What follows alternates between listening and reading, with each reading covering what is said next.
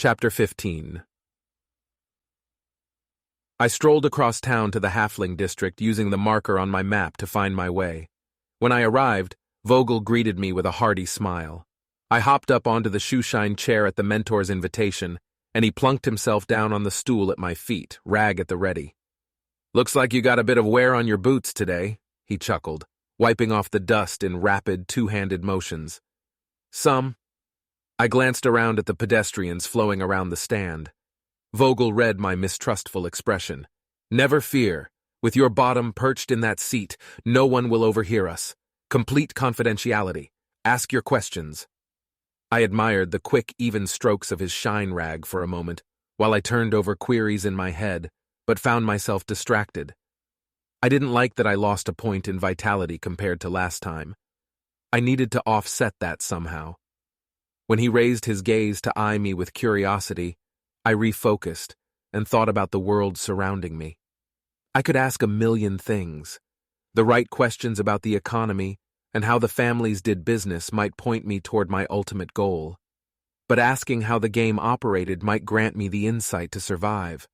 For all my walking around and observing River City, I was still lost. He might even be able to help with that. But no, my map would fill in. I could recon answers about the economy. Once I'd narrowed down my options, I decided not to list my questions all at once, in case the answers to one might change the next. A good first query would involve survivability, since I'd probably need ranks to get the big picture of in-game illegal operations. How can I best make up for the vitality point I lose by being a halfling? He eyed me up, shaking his head a little. "Well, it was your own choice which race to be when you started. You could have chosen differently. I thought you were going to answer my questions, not admonish me for my choices." He paused, and for a moment I worried he might not have taken kindly to my low outburst. Then he nodded. "Perform activities to build yourself up physically, just as you would back home. And before you waste a question on it, yes, mentors are aware of the outside world. Just don't speak of it to other NPCs. They won't understand, and you'd be breaking the terms of service." Okay. But how was I supposed to know the TOS without access to the manual? The virtual book popped up with the thought, and I paged it open by shifting my eyes left to right. A quick glance at the table of contents filled me in, if only a little. Table of Contents 1. Welcome to River City. 2. How to use this manual. 3. Rules regarding the economy. 4. Your map interior scowl. The list went on and on. I flipped to Chapter 2. Your player's manual fills in details surrounding your discoveries in River City and other parts of Mafioso Online. As you learn more about its citizens, discover professions, or engage in combat, relevant information will be revealed. Infinity Designs limits the manual during early levels, so players immerse themselves in the most realistic virtual world ever created. Learn all you can by engaging other players and the millions of NPCs throughout the world. The manual will provide further insights as you progress. At level 10, your manual will expand to include regional information, how to access weather forecasts, tax rates for a given district, the top families in a given area, and the rackets they manage. Every 10 levels, you'll receive more in-depth details to accentuate your experience in Mafioso Online. The mentor waited until my eyes finished flicking around before continuing. To be direct, climb trees, run the outer ring road, do push-ups, or find a gym, whatever tickles your pickle. Just exercise? That's what I said, isn't it? Sure.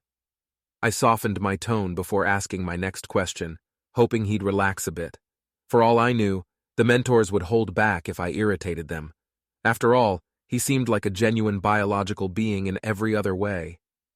Can you tell me how attributes and traits actually work here?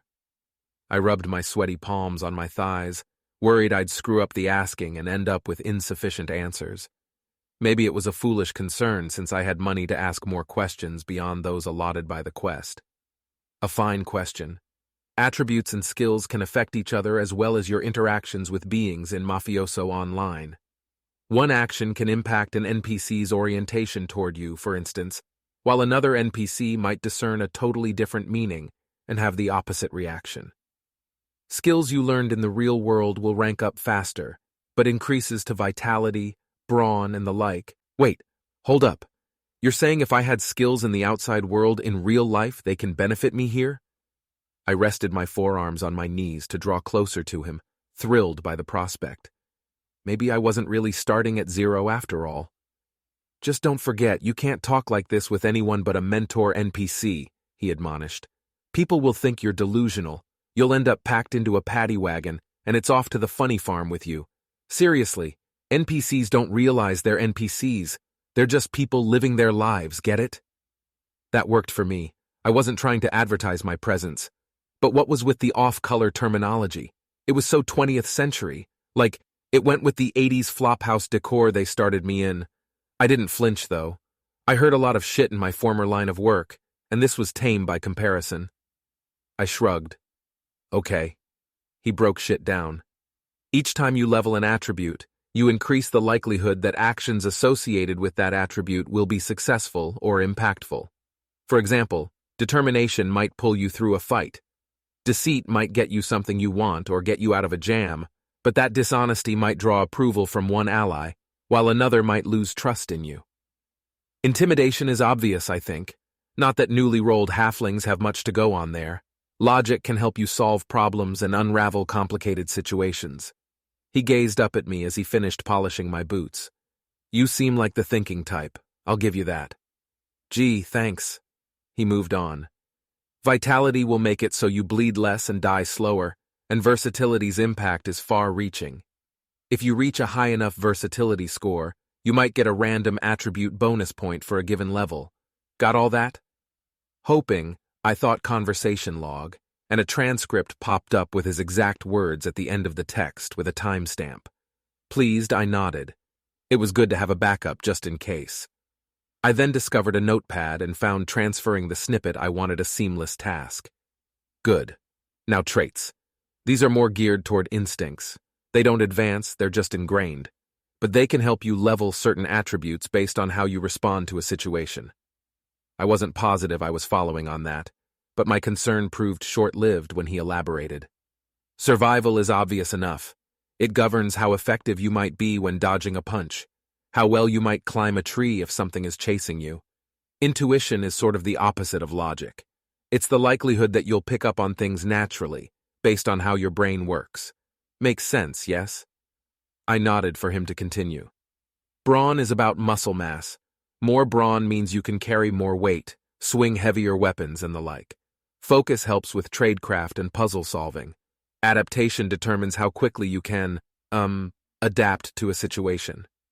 I checked my log again. Okay, got that. I was about to ask about how to make bucks, aside from running errands and where to find a place to rent, when he interrupted me. You haven't asked about classes. That's usually at the top of the newcomers list. He lofted his brows. I nearly slapped my forehead. Oh, right. I was thinking about that too.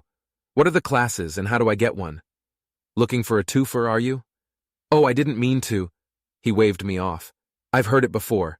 Share your map with me. Just think of the map, then swipe it with your hand toward me like this. He demonstrated. I imitated. Got around a bit today, I see. That's good. You're observant too. Think you pinned enough locations?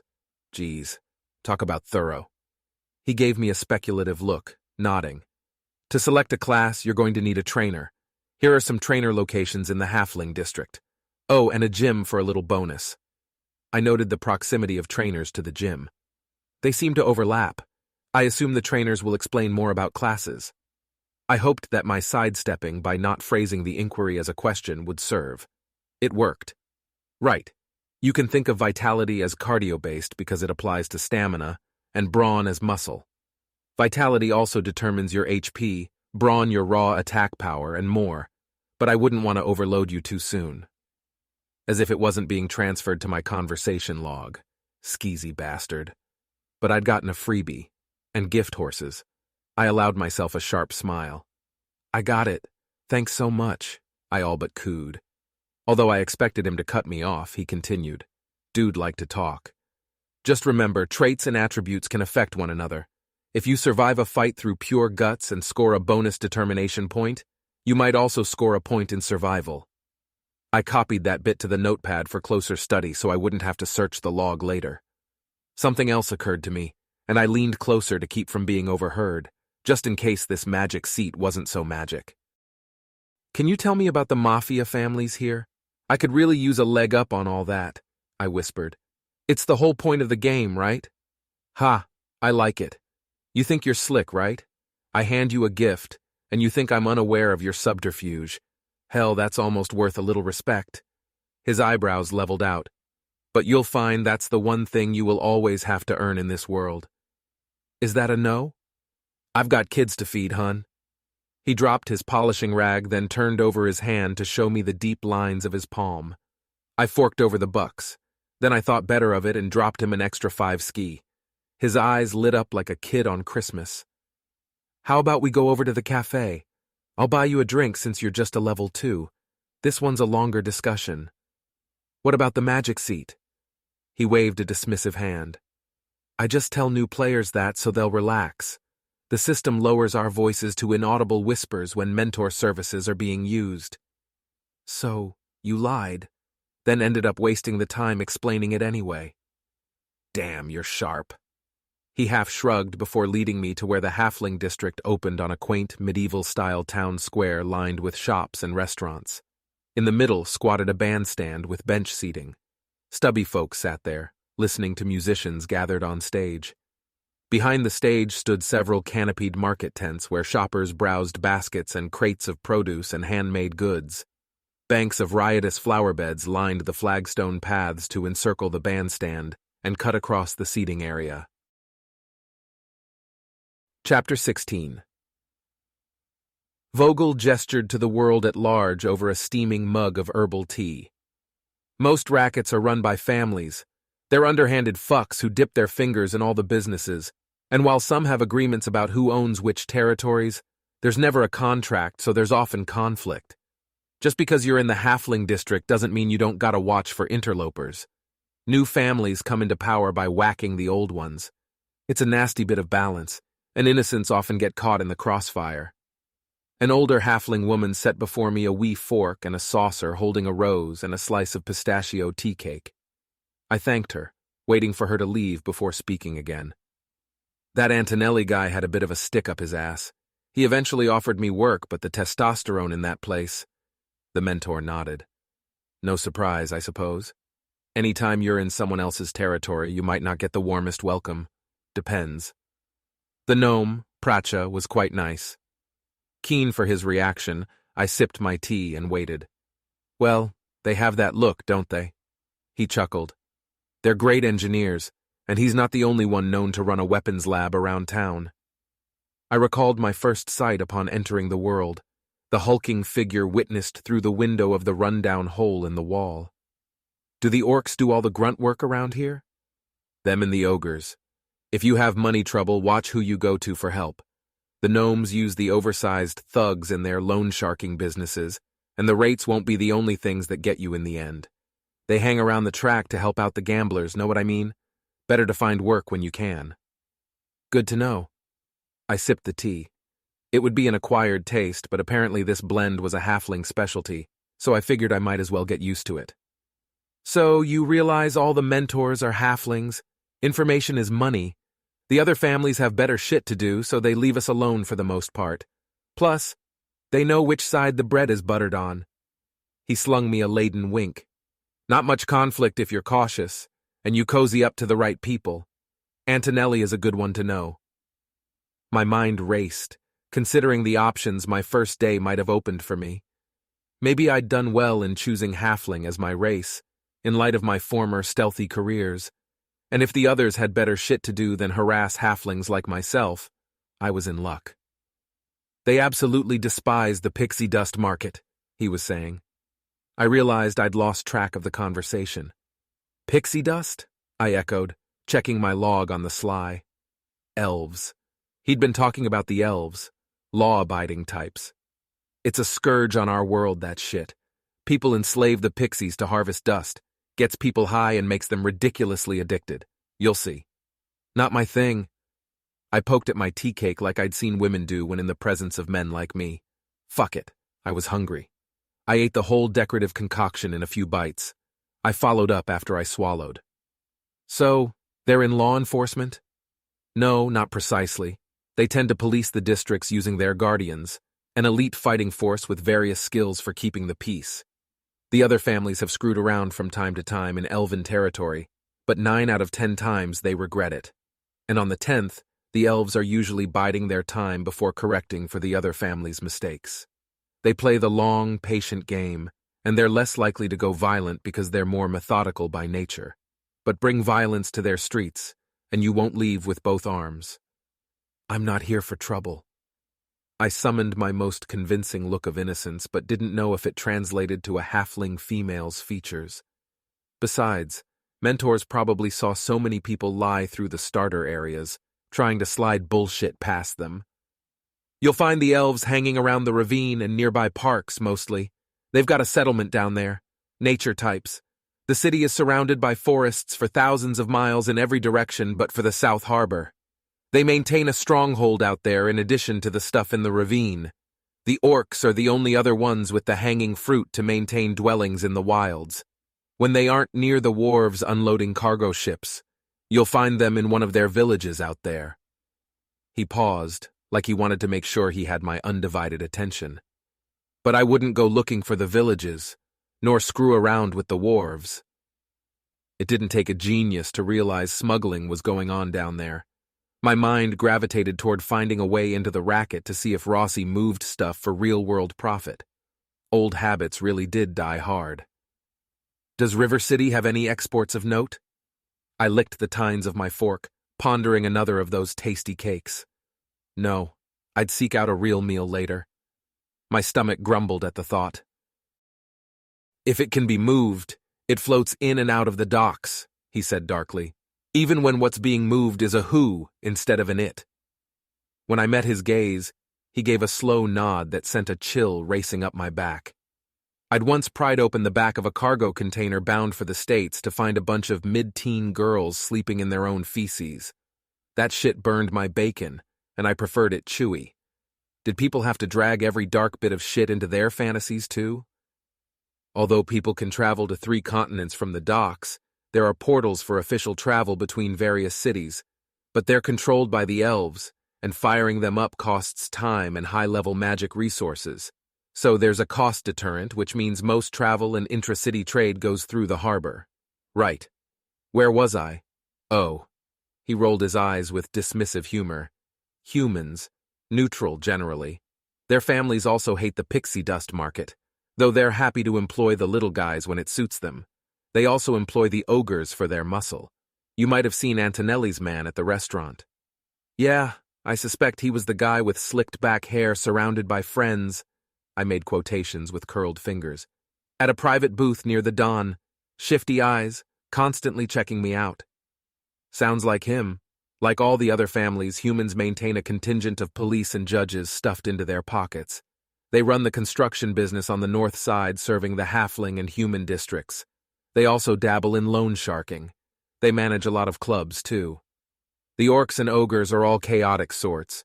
You'll see they handle problems with their fists and weapons. Big, fucking weapons. Two-handers. Not so smart, but strong. Speak in short sentences if you get what I mean. You won't garner much useful intel from them. What do the goblins do? I asked when his chatter dried up for the moment. Oh, this and that. I'd keep away from them if you can. They're nasty little pricks, most of them. They're in the garbage collection racket and all kinds of smaller stuff like running numbers. They use the neutrally minded orcs as their muscle, forcing vendors to patronize their trash hauling services. It's not optional, and they pay or end up with problems. Protection, in other words. Yup, the gobs use orc muscle because they're small in stature, but it doesn't mean they don't have skills for combat. They can be utterly vicious. Where's their district? Do they have one? Down south of the gnomes, mostly, on the west side. It's not safe for a lone lass. Shady area. A bubble window popped up in the center of my HUD. Warning, forced logout imminent. The parental controls on your immersion pod have been activated and you will be logged out of Mafioso online in 30 seconds. What the hell was I? A 7-year-old? Then it hit me. Brenner.